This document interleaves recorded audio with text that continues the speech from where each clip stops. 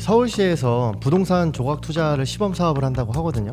근데 여기서 좋은 건 어쨌든 하루 이틀만 진행하면 되는 거니까 이런 것들도 좀 장단이지 않을까 생각합니다. 지금 뭐 민간에 신축해서 그 매입약적 하는 방식으로 많이 좀 진행을 하고 있었는데 잠정적으로 중단받겠다. 이미 뭐 상속이 발생을 하신 거니까 이제 뭐 처분을 하느냐 아니면은 뭐 그냥 가지고 가냐 뭐 이제 이 선택밖에 없으신 건데.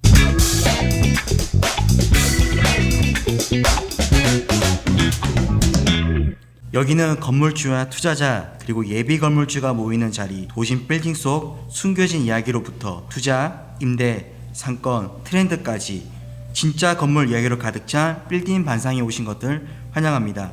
지금 시작합니다. 우리 오늘도 우리 각자 인사 한번 하고 시작하면 좋을 것 같은데요. 윤광열 팀장 먼저 시작하겠습니다. 네 알겠습니다. 네 반갑습니다. 빌딩에 미친 남자 빌딩미남 윤광규 팀장입니다. 반갑습니다. 네, 저는 안태환입니다. 반갑습니다. 네, 저는 방구석 건물주 하고 있는 고재현 팀장입니다. 네, 저는 월간 빌딩 같이 운영하고 있는 노곤 이사입니다. 반갑습니다. 우리 오늘도 이제 총 네 번째 시간이잖아요. 네. 세 번째 시간까지 지나가 봤는데 어떠세요? 한번 각자 이야기 한번 해보시죠. 네 번째 시간 시간이 금방 가는 것 같아요. 벌써 일주일에 거의 한 번씩 촬영을 하는데 그렇죠. 금방 찍고 계속 하다 보면 좀 오랫동안 찍지 않을까 열심히 하는 마음으로 하고 있습니다. 자꾸 떨린다고 하셔가지고 긴장된다고 하셔가지고 긴장돼요 지금도 막 가슴이 막.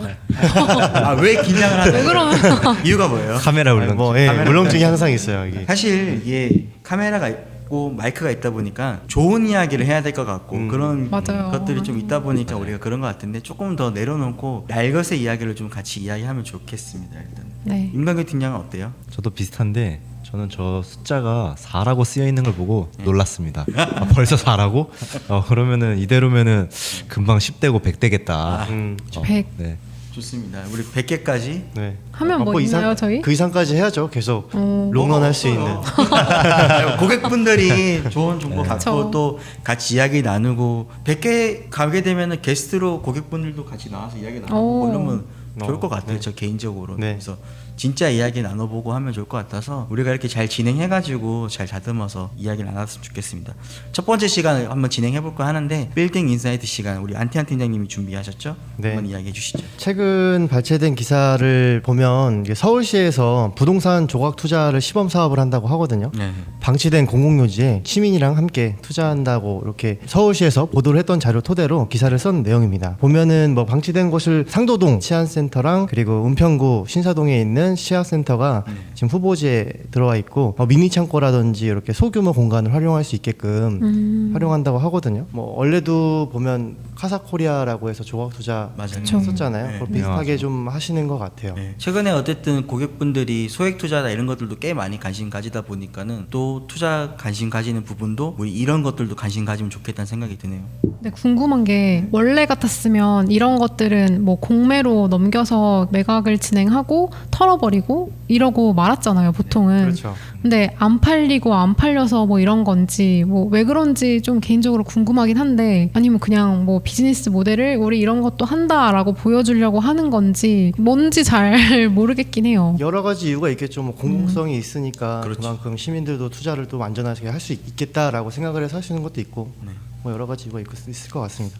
아니면은 뭐 이렇게 지구 단위 계획처럼 약간 지구 단위 계획은 뭐 어쨌든 약간 용도라든가 이런 게 정해져 있잖아요. 난개발 좀 네. 막으려고. 그러면 어쨌든 매각을 하게 되면은 각각의 용도가 좀 달라질 수도 있으니까. 그럴 수 있죠. 좀 하나의 좀 그런 용도를 좀 통일성을 위해서 공공이 나서가지고 좀 이렇게 투자를 공모하는 게 아닌가. 약간 이런 생각도 좀 듭니다. 맞습니다. 어쨌든 공공 투자가 이루어지면 그 인근으로도 상권이 활발하게 또 진행되는 것들이 생길 수도 있잖아요. 뭐 예를 들면 예전에 그 건물로 경매나 공매 해가지고 넘어왔던 건물들이 나라 키움 빌딩 이런 걸로 해가지고 임대료 주고 다시 재임차 맞추고 이런 것들도 있었으니까 그런 공공 개념으로 해가지고 들어와서 젊은 사람들을 창업을 위주로 해줄 수 있는 공간을 만들어 준다거나 그런 걸 수도 있을 수 있겠네요. 일단. 네. 또 다른 거 혹시 있을까요? 좀 비슷한 맥락으로 서울시에서 네. 이게 부지 활용 방안을 만든다고 하거든요. 네. 이제 지금 오프라인보다는 온라인에 좀 많이 치우쳐져 있으니까 그렇죠. 온라인의 대세 문 닫는 대형마트, 영화관을 좀 활용을 해서 네. 그것도 좀 부지를 잘 활용해서 공공사업으로 좀 하려고 하는 것 같아요. 그러니까 최근에 영화 사업이나 이런 것들이 진짜 안 줄어들었더라고요. 좋죠. 네. 많이 줄어들죠. 올해 영화 보신 거 있으세요? 보긴 했는데 네. 좀 되게 한두 번밖에 안 봐서 저 집에서만 다 OTT로만 네, 본 것 같아요. 비멸의 칼날 맞나? 빠르다. 네. 빠르다. 가서 울으셨어요? 아 울진 않았어요. 울진 않으셨어요? 네. 저 울어야지. T라서. 이게 최근에 이제 이런 그런 것들이 안 되다 보니까는 그렇게 이제 CGV나 아니면 이런 메가박스 이런 것들이 최근에 통폐합하는 경우들이 꽤 많이 나오고 하잖아요. 네. 지금. 그런 것들 나오고 또 최근에 송파의 가든파이브 쪽에도 마찬가지로 10층에 교회가 들어가더라고요. CGV 있던 자리. 맞아요. 네. 교회가 들어가서 교회에서 영업을 하고 영업이라기 그렇지만 어떤 교회가 운영을 하고 식당이나 이런 것들도 밑에 이용할 수 있도록 약간 상생하듯이 하는 방안도 있더라고요. 송파 사시잖아요. 네. 거기 가보셨을 거 아니에요? 많이 가봤죠. 어때요? 이제 CGV가 사라졌지만 네. 그 전까지는 CGV를 거기를 갔었거든요. 그쵸. 최근에는 이제 유래로 넘어갔는데 유래로. 근데 상권이 많이 죽긴 했었어요. 그쵸. 네, 정말 많이 죽었고 사실 뭐 가든파이브뿐만 아니라 그 주변 일대에 있는 뭐 옛날에 그 문정 로데오라든지 뭐 이쪽 주변 일대가 그냥 다 상권이 사실 많이 죽어가지고 좀 살아날 필요성을 좀 많이 느끼기는 했는데 근데 교회가 들어오면 거기 교회를 이제 이용하실 그런 유동 인구들이 또 들어오니까 상권의 활기가 조금 살아나지 않을까라고 좀 그럴 생각을 수도 있을 것 합니다. 같아요. 네. 그런 여러 가지 허브적인 역할들이 들어가는 거니까 네. 펌프질이 돼서 또 상권이 좋아지고 하면은 좋을 것 같네요. 이게 지금 어쩌다 보니까 이게 이어져서 나오는 기사들인데 네. 온라인이 좀 대세로 넘어갔잖아요. 그렇죠. 네. 그래서 뭐 1만 가구 올파포 올림픽 파크 포레온이죠. 네. 요 지금 12,000세대 정도 되는데 맞습니다. 네. 이 상가가 텅 비었다라고 하거든요. 매매가에 뭐 40% 낮춰도 좀 텅텅 비었다라는 기사인데 이 상가들이 사실 지금 아파트는 계속 신고가 갱신하고 하는데 상가들은 좀 집합상가 이런 것들은 힘든 것 같아요, 확실히. 쉽지 않은 것 같아요. 네. 사실은 이게 상가 분양을 최근에 작년에 가지고 20%에서 10%로 단기간 좀 낮춰주는 것도 정책을 쓰고 있잖아요, 시내에서. 그럼에도 불구하고 신축하는 거 이런 것들이 굉장히 불안하다 보니까는 PF 대출 특히 안 나오고 하니까 그렇죠. 쉽지 않아 보이는 것도 있고 이게 상가에 부담되는 것도 있고 그렇더라고요. 어떻게 생각하세요? 계속적으로 이 집합 상가에 대한 결국엔 다 경기가 뭐 안 좋아서 공실이 뭐 채워지지 않는 거에서 오는 게 가장 큰 원인인 것 같고 그런 것 같습니다. 어떻게 생각하세요? 좀 고분양가에 대한 논란도 좀 있는 것 같아요. 저는 이제 그렇습니다. 올파포에 살진 않지만 이제 비슷한 세대수가 있는 그런 주거 공간에 제가 좀 거주를 하고 있잖아요. 네. 거기도 보면은 최근에 공실이 꽤나 많이 보여요. 결국은 계속 공실이 있는 게 물론 들어갈 업종이 뭐 없을 수도 있겠지만 그렇죠. 사실은 그 임대인이 원하는 왜냐면 분양가를 높게 받았으니까 그럼 임대인이 원하는 그 임대료 수준과 그쪽에서 들어가고자 하는 그 임차인이 원하는 임대료의 수준이랑 타협이 되지 않기 때문에 그 중간점에서 만나야 되는데 그 간극이 좁혀지지 않다 보니까 사실은 이게 계속 공실로 유지가 되는 거 아닌가 꽤나 길게 되어 있더라고요. 맞아요. 공실이. 사실. 공실은 해소가 안 되는 것 같아요. 이제 집합 건물 같은. 그래서 이런 것들도 사실은 건물이라고 하면은 건물은 어쨌든 뭔가 바꿀 수 있잖아요. 집합 상가는 그런 구조나 이런 것들을 바꾸는 것도 어렵다 보니까는 확실하게 좀 한계점이 있는 투자 상품인 것 같은 느낌이어가지고 이게 어쨌든 가격 경쟁력에서 생겨야지 뭔가 해소가 되지 않겠나 이런 생각도 좀 드네요. 워낙에 비싸서 수익률을 낮출 수가 없을 것 같아요. 인식이 좀 변화가 돼야 될 것 같아요. 사실 요즘에는 정보가 굉장히 많이 공유가 되잖아요.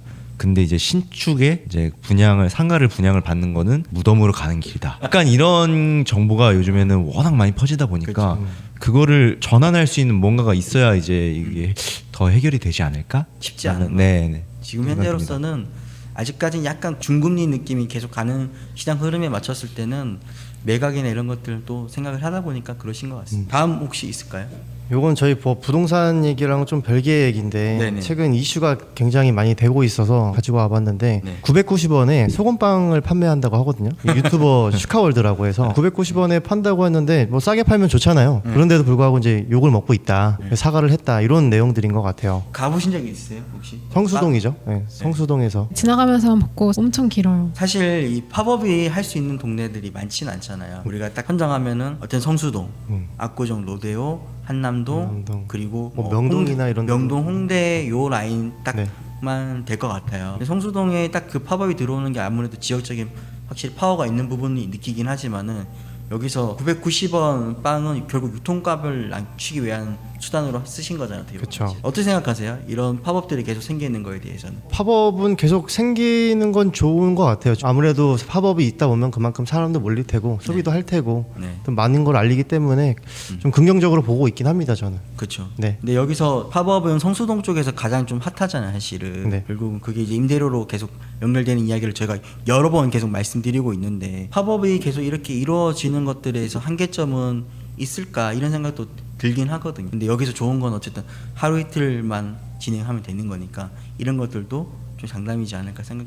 그런 의미에서 또 이 성수동을 골랐다는 것 자체가 벌써 그러니까 누가 봐도 가장 젊은 유동인구가 제일 많이 가는 곳인데 왜 이런 걸 추진을 했을까? 좀 궁금해할 수밖에 제가 없는 이거 것 같아요. 촬영하기 전에 네. 이 해명하는 유튜브를 조금 네. 봤거든요. 네. 성수동을 본인이 고른 게 아니라 근로소리랑 이제 협업을 하다 보니까 그쪽에서 한 거래요. 그래도 결정은 같이 의견은 주고 받았을 것 아무래도 같은데. 좀 있으셨겠죠. 근데 네. 이 팝업을 언제까지 할 거냐라고 이제 그런 댓글이 있었거든요. 네. 근데 뭐 잘 되면 계속하고 안 되면 그냥 뭐 안 하지 않겠냐. 되게 좀 가볍게 말씀하시더라고요. 그래도 네, 뭐 가벼운 건 아니겠죠. 그래도 뭐 그렇게 언제까지 뭐 할 건지 기한은 없는 것 같아요, 확실히. 어쨌든 이슈가 확실히 되는 지역에 또 들어가서 또 소비력 있는 것들을 사가지고 들어오는 것 같고 SNS 문화가 발달하다 보니까는 이루어지는 약간의 그런 리스크를 안고 가시는 부분인 것 같은데요. 그렇네요. 다시 한번 느끼지만 뭔가 유명해지고 싶으면 성수동을 가라. 연무장길을 무조건 가시라. 가서 있으면 유명해지는. 네. 뭐라도 해야 되겠다. 반 이상은 가는 것 같아요. 위치가. 저는 약간 네. 그런 꼰대가 되기 싫고 네. 좀 MZ 세대에 대해서 좀 이해를 하고 싶다라고 하면 한번 가보는 것도 뭘 좋아하는지 알 수 있으니까. 요즘에 그런 거 있던데. MG 스테어? 그래서 그게 뭐예요? 약간 3초에서 4초? 그러니까 말을 물어봤는데 대답을 안 하고 봤어요. 쳐다보는 거. 네. 맞아요. 그리고 나서 대답하는 거예요. 뭐냐면요. 뭐예요? 나 처음 들어봤어요. 처음 들어봤어요. 진짜로. 모르세요? 아재. 저는 나보다 그러니까 이런 거예요. 안태환 팀장님 하면은 네 하고 이렇게 쳐다본대요. 아니 대답도 안 하고 내답 안 몇 초 해? 있다가 이유가 네. 없어요? 이유 그냥? 없어요. 네, 이렇게. 생각하는 시간이 아니면 그냥 쳐다보는 거. 왜 쳐다보는 거예요? 그리고 본인들도 인지를 못하는 것 같아요. 그냥 그런다 하더라고요. 이렇게. 예. 좀 이게 느린 건가? 아니에요? 아니 그냥 안태환 팀장님 부르면 이렇게 보다가 왜 그러시죠? 이렇게. 대답을 안 하고 네, 대답을 좀 이따 한대요. 몇 초 있다가. 무서운데? 연무장길 가시면 이런 것도 저도 처음 들었어요. 네, 연무장길 좀 다니세요. 이런 거 이제 연무장길 느끼실 간다고 수 그런 거거든. 꼭 연무장길에서 배우는 그런 스킬은 아닌 것 같은데 어쨌든 그렇네요. 준비했던 거는 다 이야기하신 것 같고 네. 우리 다음으로 우리 빌딩 3단소 이야기 좀 나눠보려고 하는데 저 그리고 살짝 짧게 이거 말씀드려도 될까요? 이야기하세요. 지금 촬영일 기준으로 저희 그저께 그러니까 9월 1일자로 해서 한국토지주택공사에서 발표를 한 내용이 있는데요. 지금 뭐 민간에 신축해서 그 매입약적하는 방식으로 많이 좀 진행을 하고 있었는데 이거를 접수를 잠정적으로 중단받겠다. 접수받지 않겠다. 수도권에 한해서. 그리고 그게 감정평가형과 공사비 연동형 모두한테 다 적용되는 걸로 접수를 당분간 안 받겠다라고 얘기를 하신 거예요. 전 사실 이거 보고 너무 놀라기는 했거든요. 네. 어떤 부분이 그러셨을까요? 그러니까 제가 최근에 뭐 거래한 건도 그렇고 네. 저희가 뭐 아파트나 주거가 공급량이 워낙 뭐 없었다 보니까 뭐 LH도 그렇고 SH도 그렇고 이렇게 민간 업자들한테 지어서 납품을 받은 다음에 뭐 매매 계약을 해서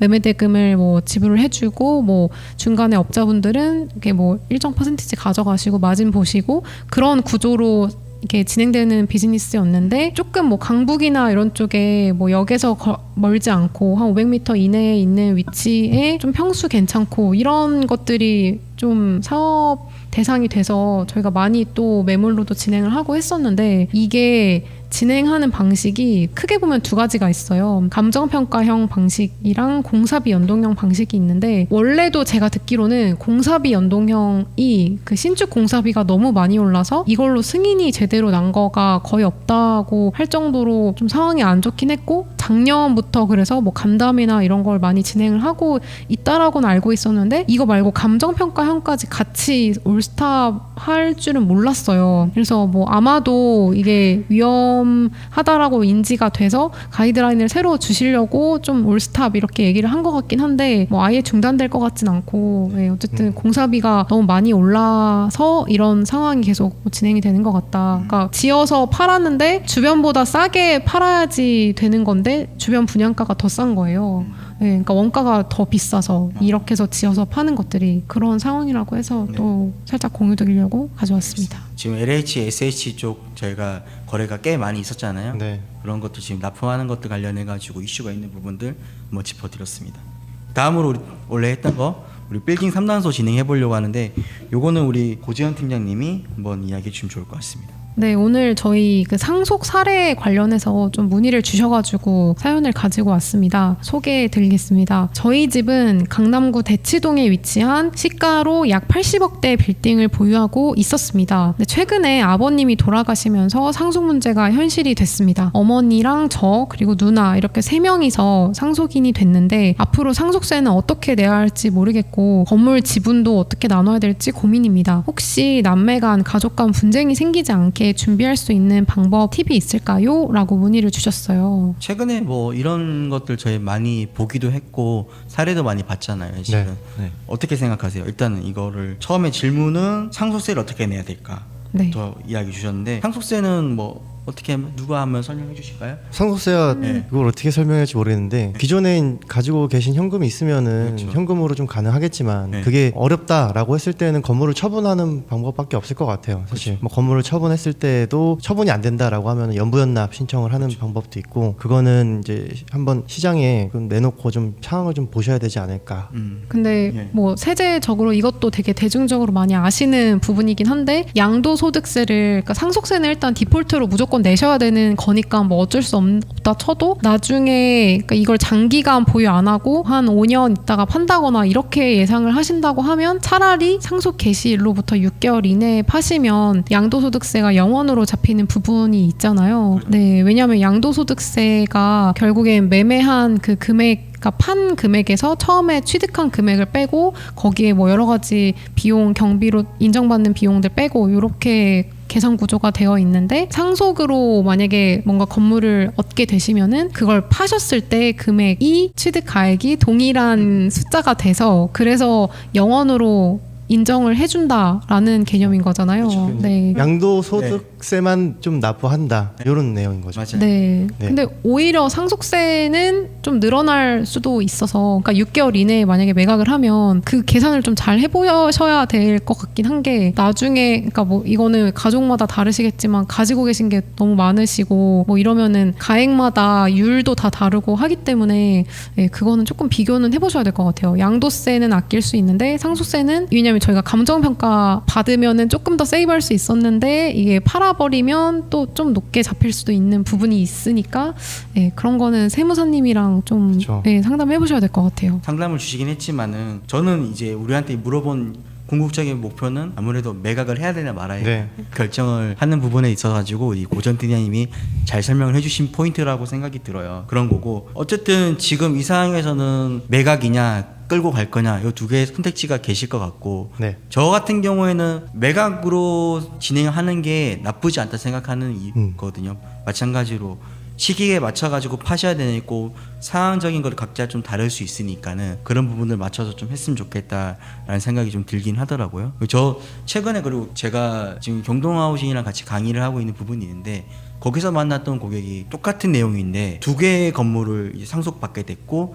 형제분이 총 4분이셔가지고 매입을 이제 상속을 받았는데, 받고 보니까는 매각으로 원래 수유동에 있는 걸 할 생각이 있었는데, 그거를 세무사님이 이렇게 6개월 내에 하면은 더 좋은 제도가 있는 거를 설명을 안 해주셨다고 하더라고요. 너무 크리틱한데요. 그렇게 똑같이 이야기했어요. 너무 크리틱한 부분인데 네. 아쉽다라고 하시더라고요. 그러다 보니 아무래도 다양한 세무사님 만나보는 게 좋겠다라는 생각이 좀 들었는데 어떻게 생각하세요? 이런 것들도? 이 사연자분은 이미 뭐 상속이 발생을 하신 거니까 이제 그쵸. 뭐 처분을 하느냐 네. 아니면은 뭐 그냥 가지고 가냐 뭐 이제 이 선택밖에 없으신 건데, 근데 뭐 이 사연자분 외에도 이제 앞으로 뭐 상속을 이제 뭐 향후에 네. 앞두고 계신 분들도 많으실 거라고 생각이 들어요. 그러면은 근데 대부분의 분들은 사실 워낙 뭐 바쁘시고 뭐 이러다 보니까 상속에 대해서 사실 저희 같은 경우는 크게 생각 안 하잖아요. 일반적으로는. 근데 어쨌든 그런 상속을 받아야 될 그런 재산이라든지 이런 게 있으신 분들은 좀 사전에 미리 준비를 하시는 게 좀 좋으실 것 같아요. 이게 닥쳐서 또 이걸 준비를 하다 보면은 아무래도 경황이 없잖아요.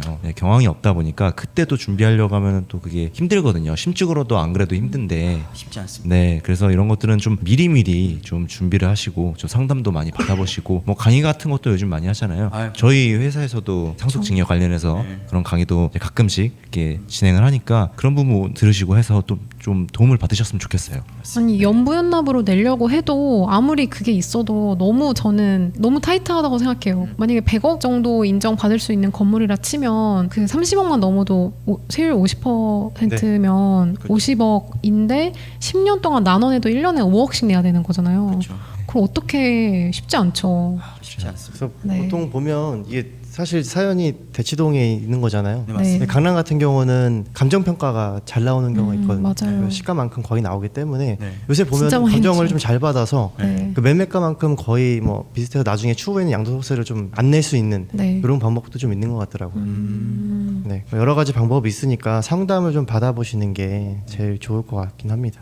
어쨌든 좀 무거운 이야기이긴 한데 우리가 볼 때 세금 제일 중요한 건 어떻게 보면 돈을 많이 버는 것도 좀 절세하는 것도 중요한 포인트니까 세무사님들을 많이 상담 받아보시고 개인적으로는 보니까는 다 분야가 다르시더라고요. 다양하게 좀 만나보시고 이야기 나눠보면 좋겠다라는 생각은 계속 드네요. 또 추가적으로 저희 포인트 잡아줄 내용 있을까요 여기서? 일단 매각을 하셔야 되니까 일단 오셔서 상담을 받아보시는 게 아무래도 한번 매각 쪽으로 한번 생각을 해보시고 계획을 좀 잡아보시는 거를 먼저 추천 좀 드리고 싶네요. 마지막으로 우리 매각 사례 이야기 한번 해보려고 하는데 최근에 좀 재밌는 또 매각 사례가 나왔죠. 우리 윤광기 팀장님이 한번 설명해 주실까요? 네, 또 이제 역대급 또 사례가 네. 이렇게 나왔는데요. 압구정 로데오 이제 도산공원 인근에 있는 건물이 이제 매각이 됐습니다. 이제 개요에 대해서 설명을 드리면요. 토지 면적 77평, 이제 연면적 90평, 지하 1층, 지상 2층 건물이고요. 1982년도에 지어진 건물입니다. 260억에 매각된 걸로 전해 들었거든요. 그러면은 평당 한 3억 3,500만 원 정도.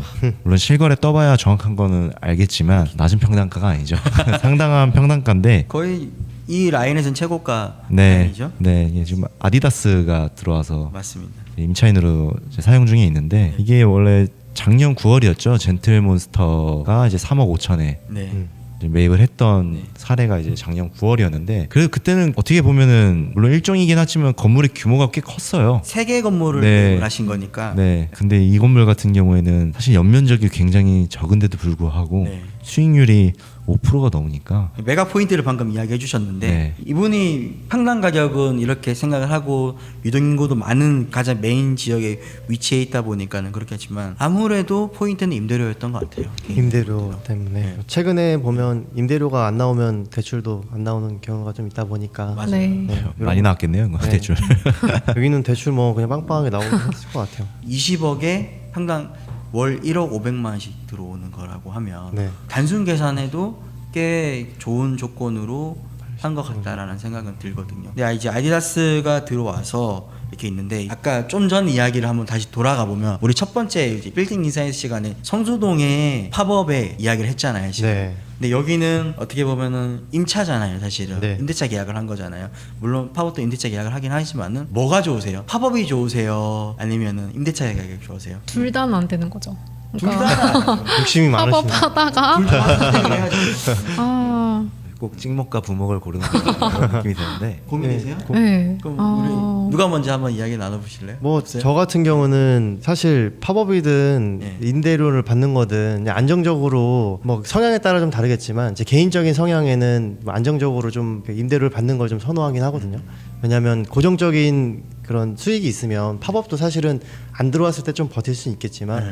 이 부분에 대해서 여기가 1억 5백이면 충분히 거의 파워만큼의 좀 그만큼 효과를 좀 보지 않았을까 해서 저는 임대료 받는 것도 괜찮은 것 같아요. 이 정도 수익률이라고 하면 이게 지금 연면적이 90평인데 지금 1억 5백이면 100만 원이 넘잖아요. 그렇죠. NI로 봤을 때 그러면 어마어마한 거거든요, 사실. 그래서 괜찮은 것 같습니다. 근데 뭐 성향에 따라서 팝업도 되게 괜찮을 것 같고 오락가락합니다. 저. 약간 양다리 타는 느낌. 윤광기 팀장님은요? 약간 양날의 검일 수도 있는데 네. 저는 팝업을 더 선호하긴 하거든요. 팝업. 뭔가 팝업이 더 재밌을 것 같고 네. 뭔가 물론 안정적인 관점에서는 네. 사실 임대를 쭉 길게 가져가는 게 네. 훨씬 더 안정적이긴 하죠. 네. 근데 어쨌든 이렇게 임대로 들어가게 되면 아무래도 물론 이거는 이제 환산보전금을 초과하기 때문에 네. 임대료를 충분히 뭐 증액할 수 있는 그런 여력이 되긴 하지만 팝업은 어쨌든 그런 임대차 보호법을 받지 않으니까 그런 부분에 있어서 좀 자유롭지 않나. 나중에 어떻게 보면 물론 수익률 베이스로 이제 매각을 한다고 했을 때 이게 더 좋을 수도 있겠지만 네. 한편으로는 또 팝업은 이 임차인에 대한 그런 부담이 없으니까 나중에 뭐 빈 상태로 뭐 매각을 할 수도 있는 그럴 거고 수 있죠. 채워놓은 상태로 뭐 매각을 할 수도 있는 거잖아요.